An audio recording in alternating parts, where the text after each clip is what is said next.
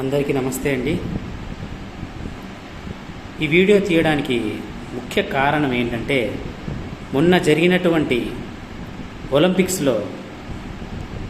ఒలింపిక్స్కి ముందు, ఒలింపిక్స్కి తర్వాత చాలా డిస్కషన్స్ జరుగుతూ ఉన్నాయి మెడల్స్ గురించి. 140 కోట్ల జనాభా కలిగినటువంటి మన భారతదేశంలో ఎందుకు మనం మెడల్స్ గెలుచుకోలేకపోయినాం? కారణం ఏంటి? ఏమీ లేదండి కారణం.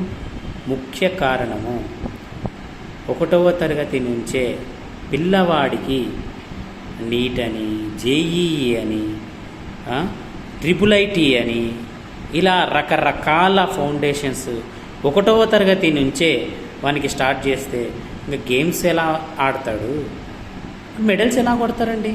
ప్రతి ఒక్కరూ ఐఏఎస్లే ఐపీఎస్లే అయితే మరి క్రీడాకారులు ఎలా అండి? ఇప్పుడు జపాన్ తీసుకోండి, చైనా తీసుకోండి, చిన్నప్పటి నుంచే స్విమ్మింగ్ పూల్స్లో వదిలిపెడతారు, జిమ్నాస్టిక్స్లో వదిలిపెడతారు. ఇలా వాళ్ళు వదిలిపెడతారు, చిన్నప్పటి నుంచే వదిలిపెడతారండి.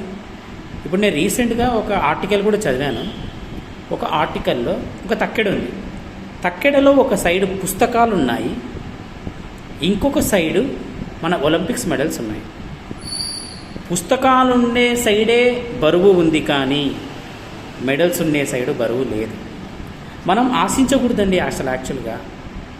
ఎందుకు అంటే, చదివితేనే బాగుపడతావు, చదవకపోతే బాగుపడవు అని చెప్పే ఈ సమాజంలో మనం ఎలా ఆశిస్తామండి మెడల్స్?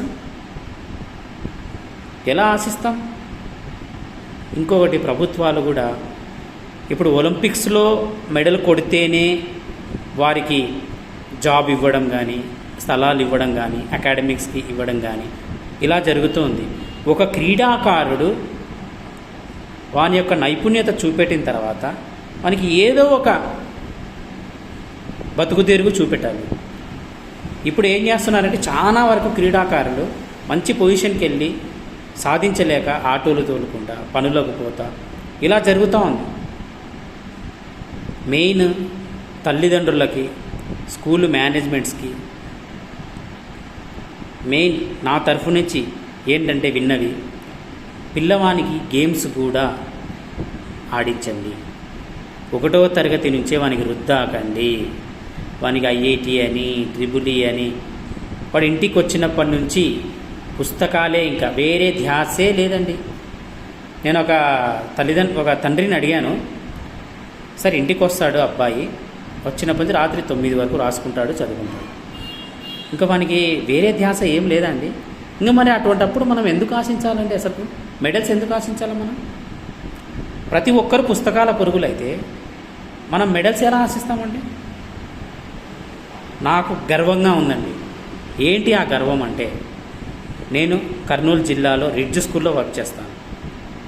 వాళ్ళు 60% చదువుకి,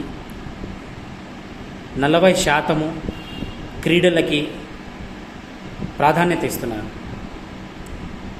మొన్న రీసెంట్గా ఆగస్టు 15వ తేదీ కూడా జరిగినటువంటి మీటింగ్లో ఆయన CEO సారు ఏమన్నారంటే, ఒక మాట నాకు బాగా నచ్చిందండి. IIT ఫౌండేషన్లతో చాలామంది పేరెంట్స్ అడుగుతున్నారంట పాపం ఆయన, IIT ఫౌండేషన్స్ పెట్టండి సార్ అని. మా ఉద్దేశం అది కాదండి. పిల్లవాడు ఇండిపెండెంట్గా చదవాలి, గేమ్స్ ఆడాలి, వాని యొక్క నైపుణ్యత వాడే కనుక్కోవాలి, వానికి ప్రెజర్ పెట్టకూడదు అని ఒకే ఒక ఉద్దేశంతో మేము ముందుకు వెళ్తున్నామండి.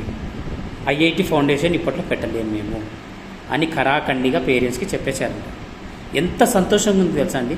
నేను దగ్గర ఒక 4-5 స్కూల్స్లో వర్క్ చేశాను. గౌతమ్ మోడల్ స్కూల్స్ అని, రవీంద్ర భారతి అని. నేను స్కూల్స్లో వర్క్ చేశాను, కానీ ఎక్కడే కానీ నాకు అక్కడ కానరాలేదు.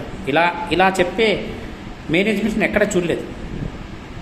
నేను వాళ్ళ గురించి పబ్లిసిటీ ఏం చేయట్లేదండి. అలా అక్కడ జరిగే విషయం అనేది గర్వంగా చెప్పగలుగుతున్నాను. పేరెంట్స్ అర్థం చేసుకోవాలని కోరుకుంటున్నానండి. ప్రభుత్వాలు అర్థం చేసుకోవాలి. 1వ తరగతి నుంచే పిల్లవానికి క్రీడలకు చూపెట్టాలని, క్రీడలు ఎలా ఆడాలి ఏంటి. పుస్తకాలేనండి, ఎప్పుడు పుస్తకాలేనా అండి. దయచేసి అర్థం చేసుకుంటారని కోరుకుంటున్నాను. Thank you.